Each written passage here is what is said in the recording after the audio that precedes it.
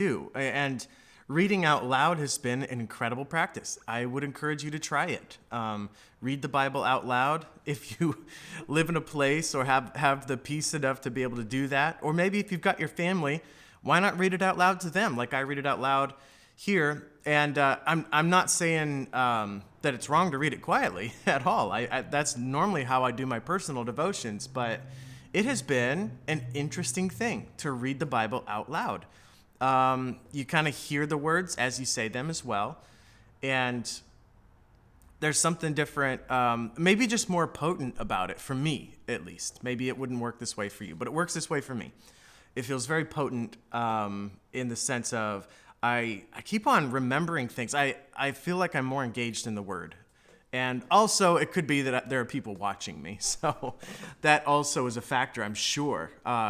You're less likely to zone out if you know that there's, a few people watching you behind your screen. So maybe that's helpful too. But either way, it's been a vivid walk through Jeremiah.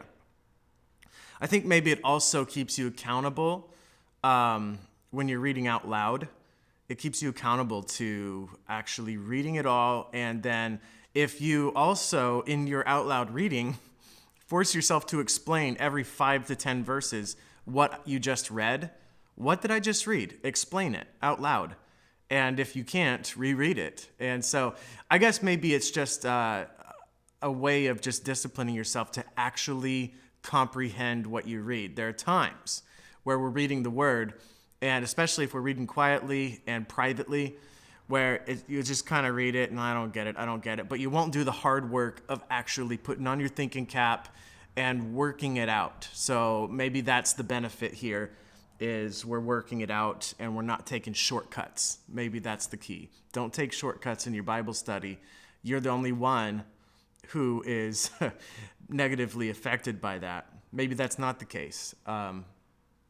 Your lack of growth doesn't just hurt you. It hurts everybody around you that is supposed to benefit from your growth. That's why God puts us in the church as members, not just as visitors, not just as permanent guests, but as members to edify the rest of the body. So if you're not growing and on purpose, here I am preaching about church. I'm all fired up for tomorrow. I'm excited for the sermon, but let's get into our reading today. And that was just a challenge to really engage. Don't take shortcuts in your Bible study. And the reason I said that is because reading out loud and publicly has helped me do that just a little bit more faithfully. So I recommend it. That was the point. I recommend it. Now, one last thing, because we've got a lot of reading today, so I'm not going to talk a lot. I know what you're thinking. Yeah, we'll believe it when we see it.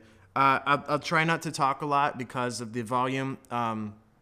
We have 1 hour on these broadcasts, and that's the commitment, and that's also the amount of time allotted by the system that we're using. So it shuts off at 1 hour.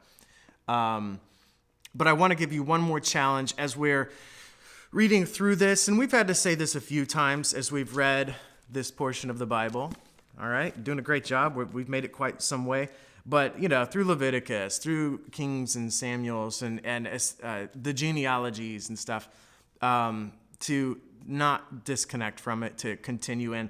Okay, what we have today is chapter after chapter after chapter of God pointing out this nation and saying, you guys have sinned and you're going to be judged. Then he points at this nation and says the same thing, this nation. And so I want you to think of it this way today.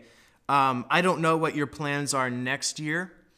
If you plan to read the Bible through in a year. I know for me personally, what I tend to do is I go 1 year on, 1 year off. I'll go a year where I do a systematic through the Bible, Genesis to Revelation. And then the next year, I'll take a slower approach to my devotional life. And rather than being wide, I try to go deep, if that makes sense. I might, for an entire year, study one portion of the Bible, like the Gospels or the epistles or whatever. But whatever you choose, chances are you're not going to read Jeremiah 46 for at least another year. And for some of you, it's going to be 2 years, maybe 3 years. And you probably shouldn't go more than 3 years without reading the Bible through again. because this is the word of God. We need to be reading it consistently. But you may not be in this chapter for a while. So while we visit it, you better get the most out of it as you can. It's kind of like being on vacation and you're visiting these wonderful places. And I know for myself, when I'm there, I want to get everything out of it that I can. Because chances are we're not coming back here for a very long time, if ever. So that's the way you should approach these chapters. Don't get bored with them. Think of the fact that you're visiting them and you may not be back for quite some time, okay? Chapter 46, as we finish Jeremiah. The word of the Lord which came to Jeremiah the prophet against the Gentiles, against Egypt, against the army of Pharaoh Necho, king of Egypt, which was by the river Euphrates in Carchemish, which Nebuchadrezzar, king of Babylon, smote in the 4th year of Jehoiakim, the son of Josiah, king of Judah. Order ye the buckler and shield, and draw near to battle. Harness the horses, and get up, ye horsemen, and stand forth with your helmets. Furbish the spears, and put on the brigandines. Brigandines, I don't know what those are. Wherefore have I seen them dismayed, and turned away back? And their mighty ones are beaten down, and are fled apace. And look not back, for fear was round about, saith the Lord. Let not the swift flee away, for the mighty man, nor the mighty man escape. They shall stumble and fall toward the north by the river Euphrates. Who is this that cometh up as a flood, whose waters are moved as the rivers? Egypt riseth up like a flood, and his waters are moved like the rivers. And he saith, I will go up, and will cover the earth. I will destroy the city and the inhabitants thereof. Come up, ye horses, and rage, ye chariots, and let the mighty men come forth, the Ethiopians and the Libyans, that handle the shield, and the Lydians that handle the bend the bow. For this is the day of the Lord God of hosts, a day of vengeance, that he may avenge him of his adversaries. And the sword shall devour, and it shall be satiate and made drunk with their blood. For the Lord God of hosts hath a sacrifice in the north country by the river Euphrates. Go up into Gilead, and take balm, O virgin, the daughter of Egypt.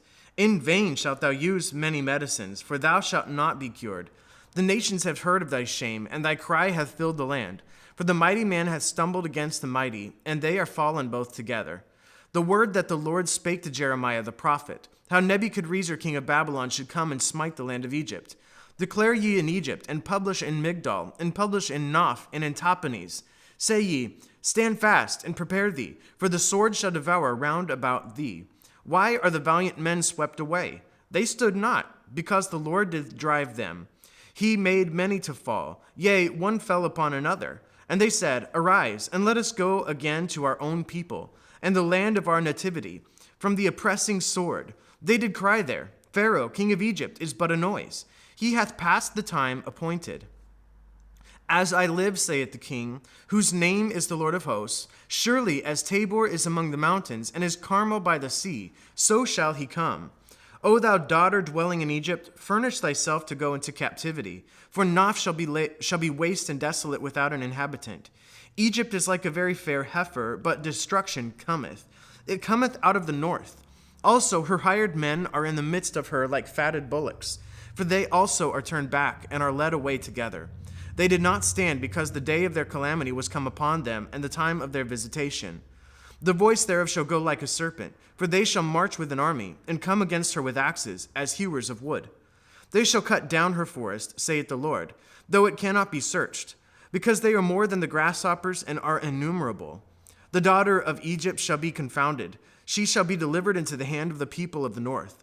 The Lord of hosts, the God of Israel, saith, Behold, I will punish the multitude of No and Pharaoh and Egypt with their gods and their kings, even Pharaoh and all them that trust in him. And I will deliver them into the hand of those that seek their lives, and into the hand of Nebuchadrezzar king of Babylon, and into the hand of his servants, and afterward it shall be inhabited, as in the days of old, saith the Lord. But fear not thou, O my servant Jacob, and be not dismayed, O Israel. For behold, I will save thee from afar off, and thy seed from the land of their captivity. And Jacob shall return, and be in rest and at ease, and none shall make him afraid. Fear thou not, O Jacob my servant, saith the Lord, for I am with thee. For I will make a full end of all the nations whither I have driven thee, but I will not make a full end of thee, but correct thee in measure, yet will I not leave thee wholly unpunished. All right, real quick, we're talking about Egypt, and this isn't random. So firstly, Egypt is a very important nation in the world, especially at that time, a superpower nation.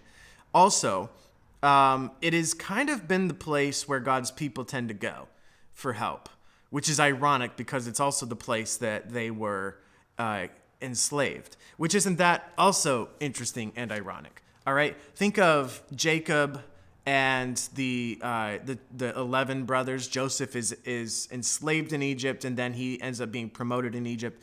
But they end up going to Egypt for help.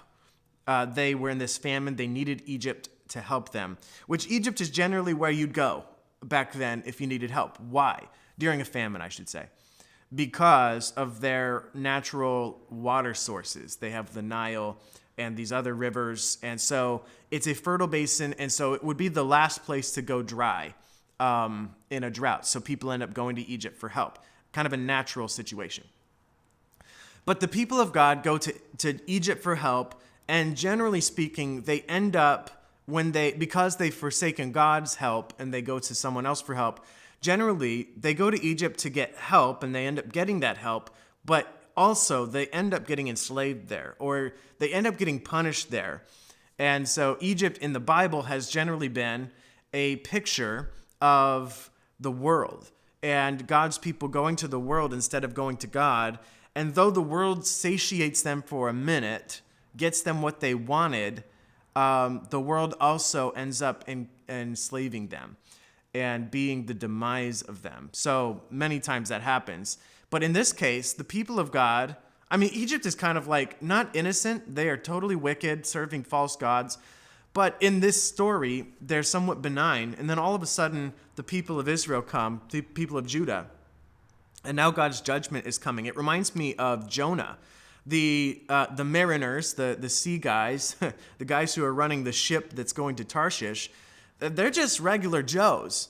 They're not godly by any stretch, but they're also not really the main part of the narrative.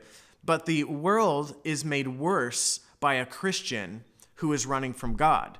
And it turns out that the Christian being thrown overboard was the thing that brought peace to the world, okay? I don't want to be the kind of Christian that goes down to Egypt and makes life hard on Egypt. I want to be the kind of Christian who goes and preaches the gospel and makes the world a better place, not brings God's judgment upon the world because of my disobedience. There's so much there, and I'm not able to develop it right now, but you see the connection of when a Christian goes to the world and brings the judgment of God on it, you have not made the world a better place. You've made it far, far worse. And so I guess the point being, Christians, your influence in the world is going to be powerful. It just depends on which direction you want it to be powerful for. Do you want it to be powerful for evil or powerful for good? Fact of the matter is, if God is in you, you're going to have an impact. And if you suppress God, if you become numb to him, that's also going to have an impact because he is not going to leave you. He is going to pursue you and he's going to chasten you. So in a way, kind of like when you travel out of town and you go to some place, I know sometimes if I've gone out of town, I go to a friend's house or a family member in another state, and maybe there's some bad weather. You brought the bad weather with you. Well, that seems to happen with the people of God. When they run away from God and they go to another place, they tend to bring the bad weather with them, and it hurts the world around them rather than helps them. All right, chapter 47, the word of the Lord that came to Jeremiah the prophet against the Philistines before that Pharaoh smote Gaza. Thus saith the Lord, behold, waters rise up out of the north, and shall be an overflowing flood, and shall overflow the land, and all that is therein, the city and them that dwell therein. Then the men shall cry, and all the inhabitants of the land shall howl, at the noise of the stamping of the hoofs of his strong horses, at the rushing of his chariots, and at the rumbling of his wheels. The fathers shall not look back to their children for feebleness of hands. Because of the day that cometh to spoil all the Philistines, and to cut off from Tyrus and Zidon every helper that remaineth, for the Lord will spoil the Philistines, the remnant of the country of Caphtor. Baldness is come upon Gaza. Ashkelon is cut off with the remnant of their valley. How long wilt thou cut thyself? O thou sword of the Lord, how long will it be ere thou be quiet? Put up thyself into thy scabbard, rest and be still. How can it be quiet, seeing the Lord hath given it a charge against Ashkelon and against the seashore? There hath he appointed it. Chapter 48. Against Moab, thus saith the Lord of hosts, the God of Israel. Woe unto Nebo, for it is spoiled. Kiriathaim is confounded and taken. Misgab is confounded and dismayed. There shall be no more praise of Moab. In Heshbon they have devised evil against it. Come, and let us cut it off from being a nation. Also thou shalt be cut down, O madman. The sword shall pursue thee, O madman. I think that's a town, not a, not a descriptor, because it's capitalized. O madman. Madmen. That's funny. I wouldn't want to live in Mad Men. Okay. The sword shall pursue thee. A voice of crying shall be from Horonaim, spoiling and great destruction. Moab is destroyed. Her little ones have caused a cry to be heard. For in the going up of Luhith, continual weeping shall go up. For in the going down of Horonaim, the enemies have heard a cry of destruction. Flee, save your lives, and be like the heath in the wilderness.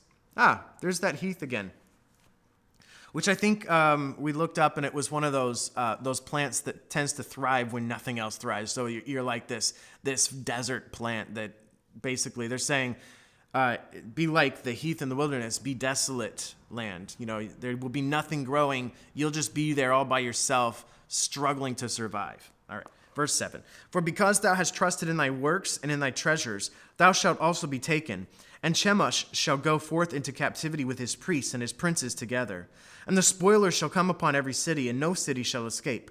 The valley also shall perish, and the plain shall be destroyed, as the Lord has spoken. Give wings unto Moab, that it may flee and get away. For the cities thereof shall be desolate, without any to dwell therein. Cursed be he that doeth the work of the Lord deceitfully, and cursed be he that keepeth back his sword from blood. Moab hath been at ease from his youth, and he has settled on his lees, and hath not been emptied of it from vessel to vessel, neither hath he gone into captivity.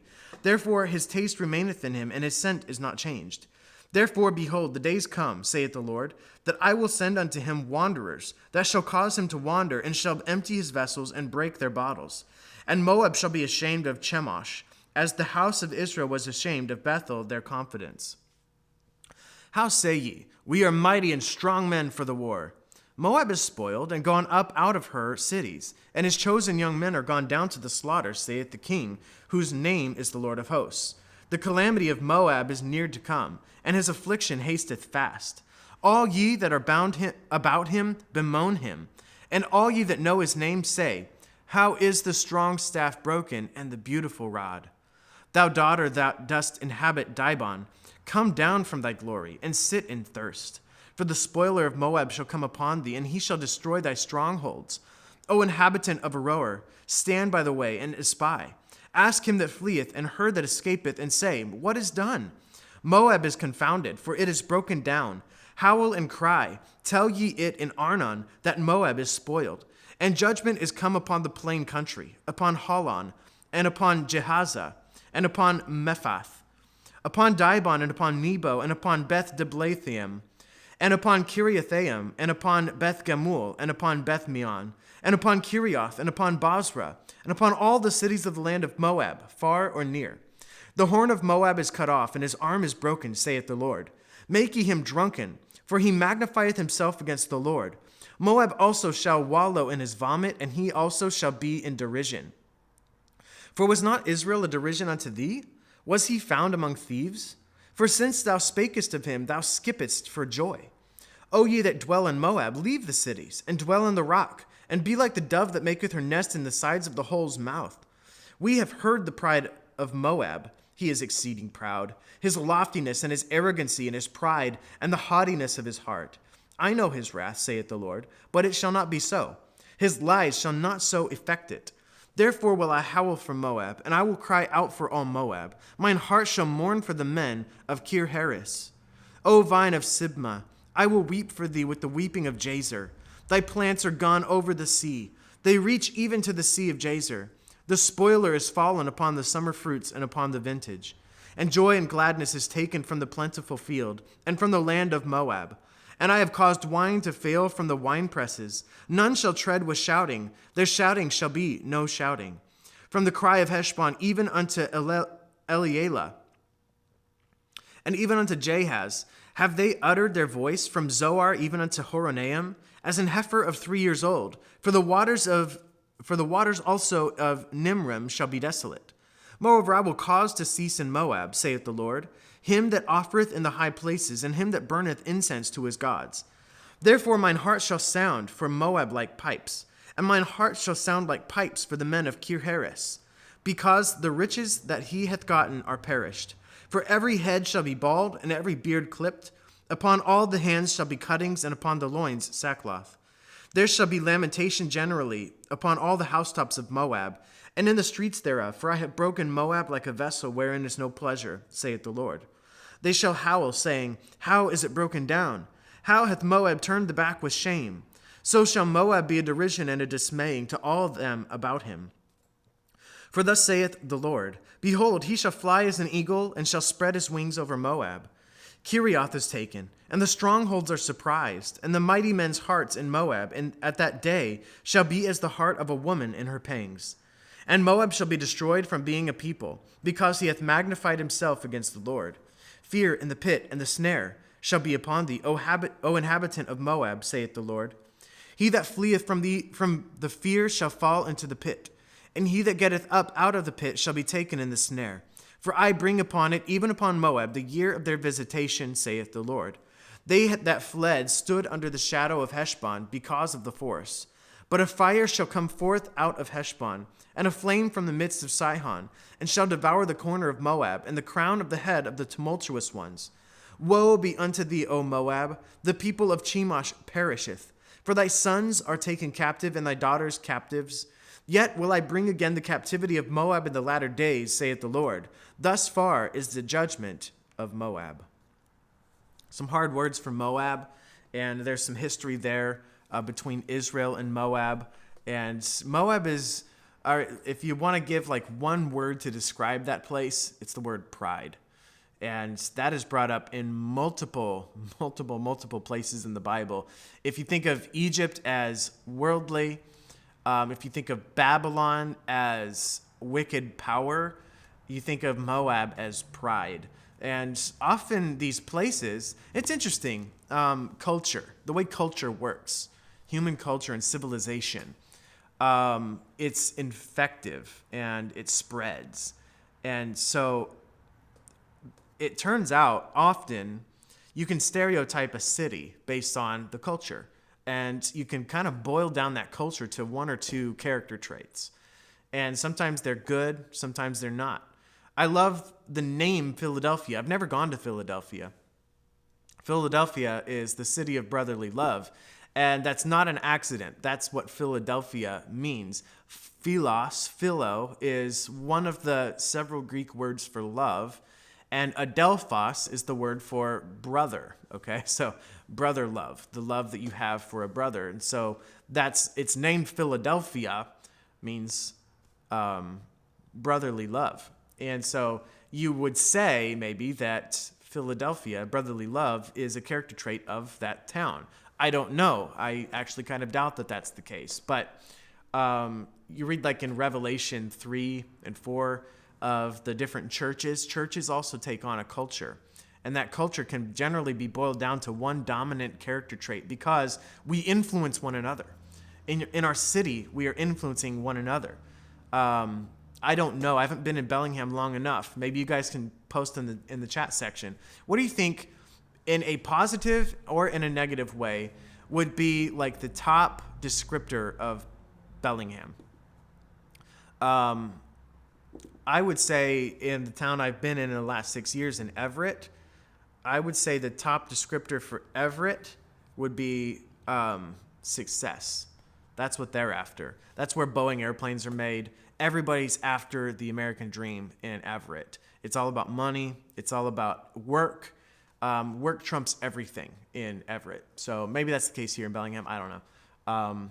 But the word for Moab would be pride. And God is going to break that down. All right, let's move on to the next one. Chapter 49, concerning the Ammonites. All right. Thus saith the Lord, hath Israel no sons? Hath he no heir? By the way, Ammonites, interesting crew. They should not be mentioned in chapter 49 for one very important reason. They should be wiped out the Ammonites ought to be extinct.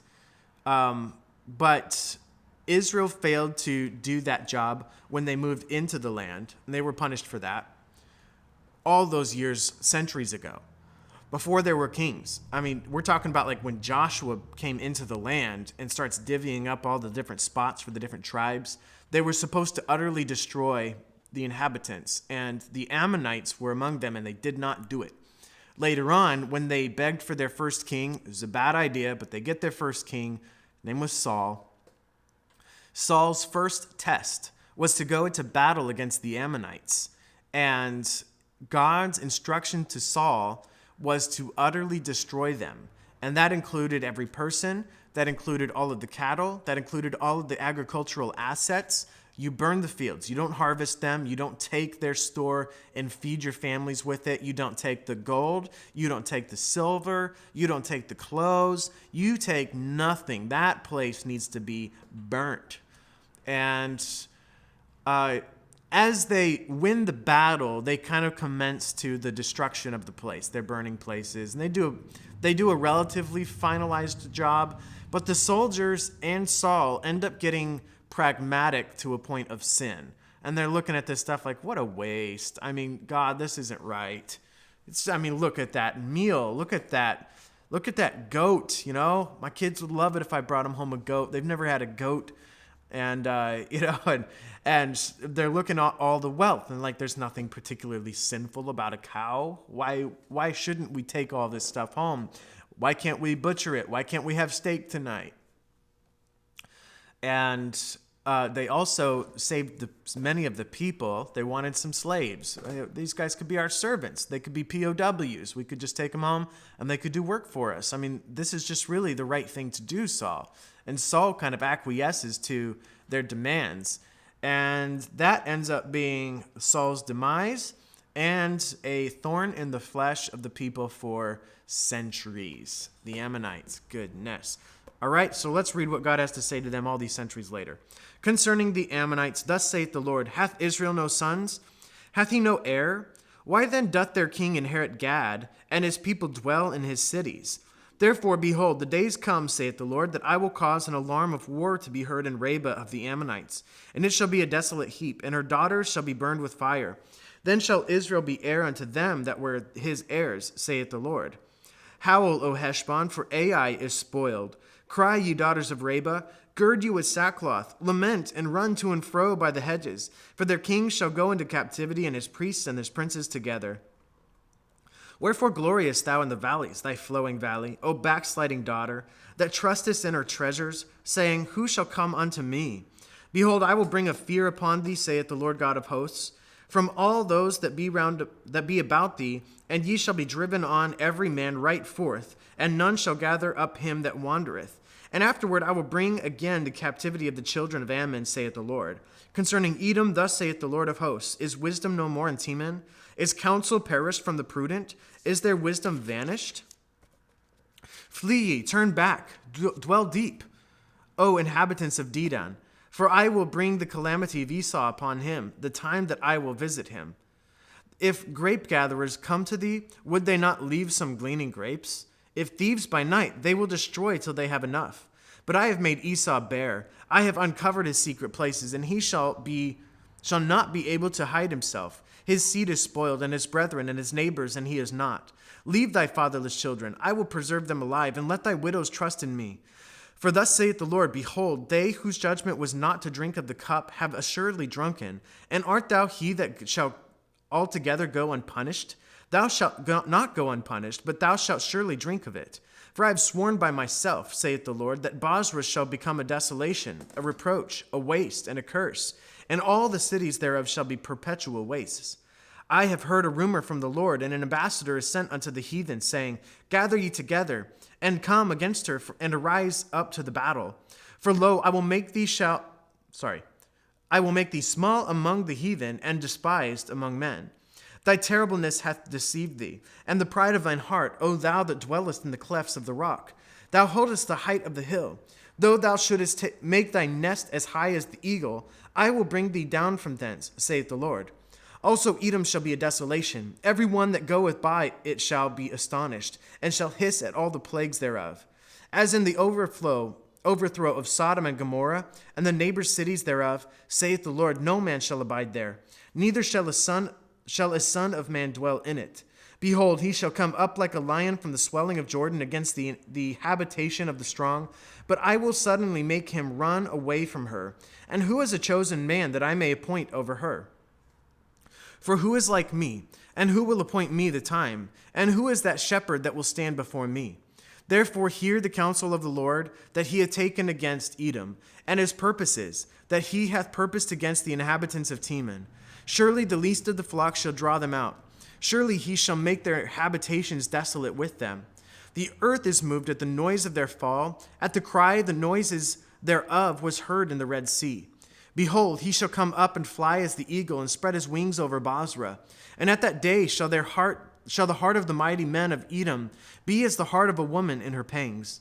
Concerning Damascus, Hamath is confounded in Arpad, for they have heard evil tidings. They are faint-hearted. There is sorrow on the sea, it cannot be quiet. Damascus is waxed feeble, and turneth herself to flee. And fear has seized on her. Anguish and sorrows have taken her, as a woman in travail. How is the city of praise not left, the city of my joy? Therefore her young men shall fall in her streets, and all the men of war shall be cut off in that day, saith the Lord of hosts. Then I will kindle a fire in the wall of Damascus, and it shall consume the palaces of Ben-Hadad. Concerning Kedar, and concerning the kingdoms of Hazor, which Nebuchadrezzar king of Babylon shall smite, thus saith the Lord, arise ye, go up to Kedar, and spoil the men of the east. Their tents and their flocks shall they take away. They shall take to themselves their curtains, and all their vessels and their camels, and they shall cry unto them, fear is on every side. Flee, get you far off. Dwell deep, O ye inhabitants of Hazor, saith the Lord, for Nebuchadrezzar king of Babylon hath taken counsel against you, and hath conceived a purpose against you. Arise, get you up unto the wealthy nation that dwelleth without care, saith the Lord, which have neither gates nor bars, which dwell alone.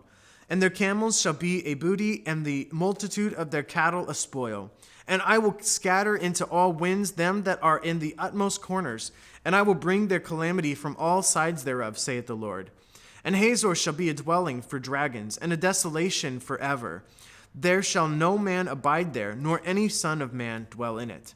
The word of the Lord that came to Jeremiah the prophet against Elam in the beginning of the reign of Zedekiah king of Judah, saying, Thus saith the Lord of hosts, Behold, I will break the bow of Elam, the chief of their might, and upon Elam will I bring the four winds from the four quarters of heaven, and will scatter them toward all those winds. And there shall be no nation whither the outcasts of Elam shall not come. For I will cause Elam to be dismayed before their enemies, and before them that seek their life. And I will bring evil upon them, even my fierce anger, saith the Lord. And I will send the sword after them till I have consumed them. And I will set my throne in Elam, and will destroy from thence the king and the princes, saith the Lord. But it shall come to pass in the latter days that I will bring again the captivity of Elam, saith the Lord. Okay, let's take a breather. As we're reading all of this, hopefully we're not bored, but we are noticing repetition. We're noticing, goodness. It's this judgment and destruction and fighting and war and punishment. And is God happy with anybody? I think probably the answer is no. And my thoughts are going to the days of Noah. Remember when Noah was around? Noah found grace in the eyes of the Lord, and nobody else did. So God sends this flood, and it kills every nation, every person except Noah, Ham, Shem, Japheth, Mrs. Noah, Mrs. Ham, Shem, and Mrs. Japheth. 8 people are on the ark, and then 2 of every kind of animal. You know the story. And God basically just sends final judgment on the rest of them. 8 people live, the rest of them gone. And then after all of that happens and the ark finally lands on Mount Ararat 40 days, 40 nights later, and the water goes down just a bit, and they're able to finally go out on land, and And Noah makes a sacrifice right there before God. And then God makes a covenant, a promise to Noah and to all humanity, which at that time was 8 people. He puts his bow in the sky, the rainbow, which it fries me. It makes me so upset that God's promise, his symbol, has been used to represent one of the very things that God had punished with his flood. They have twisted the rainbow into promoting one of the things that God actually was judging during all of that. Anyway, that's a different story. The rainbow, a beautiful sign in the sky that God would never again punish, and so ultimately and finally the earth with a flood like that. He does promise that one day he will judge the earth again, and this time it will be a flood not of water but of fire. And talking about the end times. But think of how bad things had to get before God did that in Noah's day. Think of how bad things are going to get before God does that in the future. It says, as it was in the days of Noah, so shall the coming of the Son of Man be. But now kind of, I don't know chronologically if this is going to be like in the middle, but somewhere in the middle of the storyline is this time frame that Jeremiah is prophesying in. And you've got Judah and Israel going into captivity, but it's not just Judah and Israel. You've got this dominant world power of Babylon. And frankly, God is using Babylon to be his new flood. To be like in Noah's day, he is using Babylon to judge many nations, not just one, not just 2. But that's why we're reading so much of this. Things have gotten very, very, very bad in the world. And so rather than sending a flood, because he promised he wouldn't do that, he does send a flood of lions, flood of Babylon, to conquer all of these places. So that just should give us an idea of how bad things had gotten. All right. Did you get your breath? All right. Let's go back to work here. Chapter 50. And we've got 1, 2, 3. We've still got some ways to go. So I'm going to read without talking for a little bit here. Chapter 50. The word that the Lord spake against Babylon. So Babylon gets it also. And against the land of the Chaldeans by Jeremiah the prophet. Declare ye among the nations, and publish, and set up a standard. Publish and conceal not. Say, Babylon is taken. Bel is confounded. Merodach is broken in pieces. Her idols are confounded. Her images are broken in pieces. For out of the north there cometh up a nation against her, which shall make her land desolate, and none shall dwell therein. They shall remove, they shall depart, both man and beast. In those days, and in that time, saith the Lord, the children of Israel shall come, they and the children of Judah together, going and weeping. They shall go and seek the Lord their God. Also, Daniel makes this same prophecy. And this is the prophecy that Babylon also is going to be dominated. And you actually get the Persian Empire. And not much changes on the behalf of the people of Israel and Judah. There's more or less just a change of name, change of administration. Babylon is actually conquered, but Judah stays then under Persian rule. And Daniel actually prophesied that to the king of Babylon. Anyway, verse 5. They shall ask the way to Zion with their faces thitherward, saying, Come, and let us join ourselves to the Lord in a perpetual covenant that shall not be forgotten. My people hath been lost sheep. Their shepherds have caused them to go astray. They have turned them away on the mountains. They have gone from mountain to hill. They have forgotten their resting place. All that found them have devoured them, and their adversaries said, We offend not, because they have sinned against the Lord, the habitation of justice, even the Lord, the hope of their fathers. Remove out of the midst of Babylon, and go forth out of the land of the Chaldeans, and be as the he-goats before the flocks. For lo, I will raise and cause to come up against Babylon an assembly of great nations from the north country, and they shall set themselves in array against her. From thence she shall be taken. Their arrows shall be as of a mighty expert man. None shall return in vain. And Chaldea shall be a spoil. All that spoil her shall be satisfied, saith the Lord. Because ye were glad, because ye rejoiced, O ye destroyers of mine heritage, because ye are grown fat as the heifer at grass, and bellow as bulls. Your mother shall be sore confounded. She that bare you shall be ashamed. Behold, the hindermost of the nations shall be a wilderness, a dry land, and a desert. Because the wrath of the Lord, it shall not be inhabited, but it shall be wholly desolate. Every one that goeth by Babylon shall be astonished, and hiss at all her plagues. Put yourselves in array against Babylon round about. All ye that bend the bow, shoot at her. Spare no arrows, for she hath sinned against the Lord. Shout against her round about. She hath given her hand. Her foundations are fallen, her walls are thrown down, for it is the vengeance of the Lord. Take vengeance upon her, as she hath done, do unto her. Cut off the sower from Babylon, and him that handleth the sickle in time of harvest, for fear of the oppressing sword. They shall turn every one to his people, and they shall flee every one to his own land. Israel is a scattered sheep, the lions have driven him away. First the king of Assyria hath devoured him, and last this Nebuchadrezzar king of Babylon hath broken his bones. Therefore thus saith the Lord of hosts, the God of Israel, Behold, I will punish the king of Babylon and his land, as I have punished the king of Assyria. And I will bring Israel again to his habitation, and he shall feed on Carmel and Bashan, and his soul shall be satisfied upon Mount Ephraim and Gilead. In those days and in that time, saith the Lord, the iniquity of Israel shall be sought for, and there shall be none, and the sins of Judah, and they shall not be found, for I will pardon them whom I reserve. That's an awesome statement. Go up against the land of Merathaim, even against it, and against the inhabitants of Pekod. Waste and utterly destroy after them, saith the Lord, and do according to all that I have commanded thee. A sound of battle is in the land, and of great destruction. How is the hammer of the whole earth cut asunder and broken? How is Babylon become a desolation among the nations? Sorry. So God has considered Babylon a hammer that he's using to break up all the nations. So Babylon is his tool of punishment for all the nations. And then the question is, hey, how did the hammer break?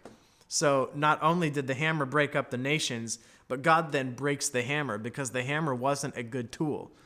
Babylon sinned. They understood that they were God's tool. We read that yesterday or the day before. Sorry, we didn't read yesterday. The day before or the day before that. Of the fact that Babylon even understood God is using us to punish you. But then they take it a step further and they are lifted up in pride. They are being more cruel than God had wanted them to be. He wanted them to take them captive and to punish them, but they were going way beyond what God had intended and wanted Babylon to do. So Babylon is now taking matters into their own hands. And so God's like, you know what, hammer? Breaking. I'm going to break you, and I'm going to use a different tool from now on. That's what the question was in verse 23. How is the hammer of the whole earth cut asunder and broken? How has Babylon become a desolation among the nations? I have laid a snare for thee, and thou art also taken, O Babylon, and thou wast not aware. Thou art found and also caught, because thou hast striven against the Lord. The Lord hath opened his armory, and he hath brought forth the weapons of his indignation. For this is the work of the Lord, God of hosts, in the land of the Chaldeans. Come against her from the utmost border. Open her storehouses, cast her up as heaps, and destroy her utterly. Let nothing of her be left. Slay all her bullocks, let them go down to the slaughter. Woe unto them, for their day is come, the time of their visitation. The voice of them that flee and escape out of the land of Babylon, to declare in Zion the vengeance of the Lord our God, the vengeance of his temple. Call together the archers against Babylon. All ye that bend the bow, camp against it round about. Let none thereof escape. Recompense her according to her work, according to all that she hath done. Do unto her. For she hath been proud against the Lord, against the Holy One of Israel. Therefore shall her young men fall in the streets, and all her men of war shall be cut off in that day, saith the Lord. Behold, I am against thee, O thou most proud, saith the Lord God of hosts, for thy day is come, the time that I will visit thee. And the most proud shall stumble and fall, and none shall raise him up. And I will kindle a fire in his cities, and it shall devour all round about him. Thus saith the Lord of hosts, the children of Israel and the children of Judah were oppressed together, and all that took them captives held them fast. They refused to let them go. Their Redeemer is strong. Capital R, I like that. The Lord of hosts is his name. He shall throughly plead their cause, that he may give rest to the land, and disquiet the inhabitants of Babylon. A sword is upon the Chaldeans, saith the Lord, and upon the inhabitants of Babylon, and upon her princes, and upon her wise men. A sword is upon the liars, and they shall dote. A sword that came out funny. A sword is upon the liars, and they shall dote. A sword is upon her mighty men, and they shall be dismayed.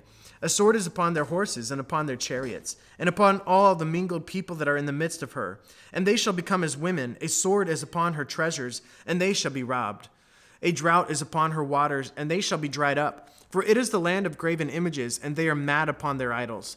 Therefore the wild beasts of the desert with the wild beasts of the islands shall dwell there, and the owls shall dwell therein. And it shall be no more inhabited forever, neither shall it be dwelt in from generation to generation. As God overthrew Sodom and Gomorrah and the neighbor cities thereof, saith the Lord, so shall no man abide there, neither shall any son of man dwell therein. Behold, a people shall come from the north, and a great nation, and many kings shall be raised up from the coast of the earth. They shall hold the bow and the lance. They are cruel, and will not show mercy. Their voice shall roar like the sea, and they shall ride upon horses, every one put in array, like a man to the battle against thee, O daughter of Babylon. The king of Babylon hath heard the report of them, and his hands waxed feeble. Anguish took hold of him, and pangs as of a woman in travail. Behold, he shall come up like a lion from the swelling of Jordan upon the habitation of the strong. But I will make them suddenly run away from her. And who is a chosen man that I may appoint over her? For who is like me? And who will appoint me the time? And who is that shepherd that will stand before me? Therefore hear ye the counsel of the Lord, that he hath taken against Babylon, and his purposes, that he hath purposed against the land of the Chaldeans. Surely the least of the flock shall draw them out. Surely he shall make their habitation desolate with them. At the noise of the taking of Babylon, the earth is moved, and the cry is heard among the nations. Wow. So that is pretty conclusive evidence that God is making a statement of judgment. Okay, Babylon, you guys are going to fall. I can't remember how many years it was between them taking the people captive and them falling, but here it is prophesied, and we know that it does come to pass. Chapter 51. Thus saith the Lord, behold, I will raise up against Babylon, and against them that dwell in the midst of them that rise up against me, a destroying wind, and will send unto Babylon fanners, that shall fan her, and shall empty her land. For in the day of trouble they shall be against her round about. So the city's going to be on fire, and God says, I'm not only going to let that happen, I'm going to send people who will fan, who will just feed that fire with oxygen, metaphorically, and cause that to be an inferno, which is ironic again. There's a lot of irony in God's prophecy, and the way God punishes people or nations is often very much relating to why he's punishing them. In this case, he's punishing them with fire. You think of Shadrach, Meshach, and Abednego, and how the furnace was one of the execution methods of the Babylonians, and God is saying, I'm going to make a furnace out of you, and I'm going to fan the flames with oxygen. Verse 3. Against him that bendeth, let the archer bend his bow, and against him that lifteth himself up in his brigandine, and spare ye not her young men, destroy ye utterly all her hosts. Thus the slain shall fall in the land of the Chaldeans, and they that are thrust through in her streets. For Israel hath not been forsaken, nor Judah of his God, of the Lord of hosts, though their land was filled with sin against the Holy One of Israel. Flee out of the midst of Babylon, and deliver every man his soul. Be not cut off in her iniquity, for this is the time of the Lord's vengeance. He will render unto her a recompense. Babylon hath been a golden cup in the Lord's hand, that made all the earth drunken. The nations have drunken of her wine, therefore the nations are mad. Babylon was like a cup that God used to pour wrath. So it's just another analogy, kind of like the hammer analogy of the job of Babylon was God's tool to put the judgment on the people. Verse 8, Babylon is suddenly fallen and destroyed. Howl for her, take balm for her pain, if so be she may be healed. We would have healed Babylon, but she is not healed. Forsake her, and let us go every one into his own country. For her judgment reacheth unto the heaven, and is lifted up even to the skies. The Lord hath brought forth our righteousness. Come, and let us declare in Zion the work of the Lord our God. Make bright the arrows, gather the shields. The Lord hath raised up the spirit of the kings of the Medes, for his device is against Babylon to destroy it, because it is the vengeance of the Lord, the vengeance of his temple. Set up the standard upon the walls of Babylon. Make the watch strong. Set up the watchmen. Prepare the ambushes. For the Lord hath both devised and done that which he spake against the inhabitants of Babylon. O thou that dwellest upon many waters, abundant in treasures, thine end is come, and the measures of thy covetousness. The Lord of hosts has sworn by himself, saying, Surely I will fill thee with men, as with caterpillars, and they shall lift up a shout against thee.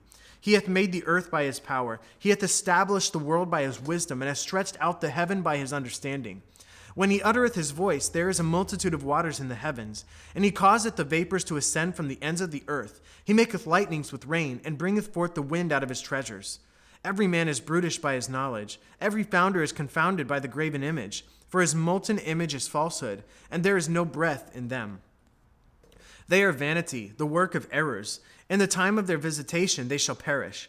The portion of Jacob is not like them, for he is the former of all things, and Israel is the rod of his inheritance. The Lord of hosts is his name. Thou art my battle axe and weapons of war. For with thee will I break in pieces the nations, and with thee will I destroy kingdoms. And with thee will I break in pieces the horse and his rider. And with thee will I break in pieces the chariot and his rider. With thee also will I break in pieces man and woman. And with thee will I break in pieces old and young. And with thee will I break in pieces the young man and the maid. I will also break in pieces with thee the shepherd and his flock. And with thee will I break in pieces the husbandman and his yoke of oxen. And with thee will I break in pieces captains and rulers. And I will render unto Babylon and to all the inhabitants of Chaldea all their evil that they have done in Zidon in your sight, saith the Lord. Behold, I am against thee, O destroying mountain, saith the Lord, which destroyest all the earth. And I will stretch out mine hand upon thee, and roll thee down from the rocks, and will make thee a burnt mountain. And they shall not take of thee a stone from a corner, nor a stone for foundations, but thou shalt be desolate forever, saith the Lord. Set ye up a standard in the land. Blow the trumpet among the nations. Prepare the nations against her. Call together against her the kingdoms of Ararat, Minni, and Ashkenaz. Appoint a captain against her. Cause the horses to come up as the rough caterpillars. Prepare against her the nations with the kings of the Medes, the captains thereof, and all the rulers thereof, and all the land of his dominion. All the land shall tremble in sorrow, for every purpose of the Lord shall be performed against the Babylon, to make the inhabitant of Babylon a desolation without an inhabitant. For the mighty men of Babylon have forborne to fight. They have remained in their holds. Their might hath failed. They became as women. They have burned her dwelling places. Her bars are broken. One post shall run to meet another, and one messenger shall meet another, to show the king of Babylon that his city is taken at one end, and that the passages are stopped, and the reeds they have burned with fire, and the men of war are affrighted. For thus saith the Lord of hosts, the God of Israel, the daughter of Babylon is like a threshing floor. It is time to thresh her, yet a little while, and the time of her harvest shall come. Nebuchadrezzar the king of Babylon hath devoured me. He hath crushed me. He hath made me an empty vessel. He hath swallowed me up like a dragon. He hath filled his belly with my delicates. He hath cast me out. The violence done to me and to my flesh be upon Babylon. Shall the inhabitant of Zion say, and my blood upon the inhabitants of Chaldea shall Jerusalem say? Therefore thus saith the Lord, Behold, I will plead thy cause, and take vengeance for thee, and I will dry up her sea, and make her springs dry. And Babylon shall become heaps, a dwelling place for dragons, an astonishment and an hissing, without an inhabitant. They shall roar together like lions. They shall yell as lions' whelps.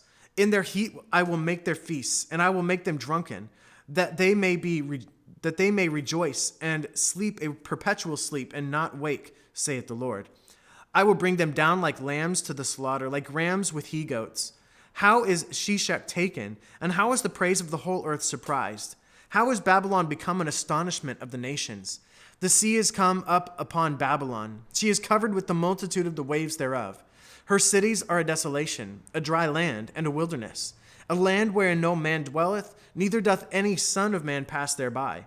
And I will punish Bel in Babylon, and I will bring forth out of his mouth that which he has swallowed up. And the nations shall not flow together any more unto him. Yea, the wall of Babylon shall fall.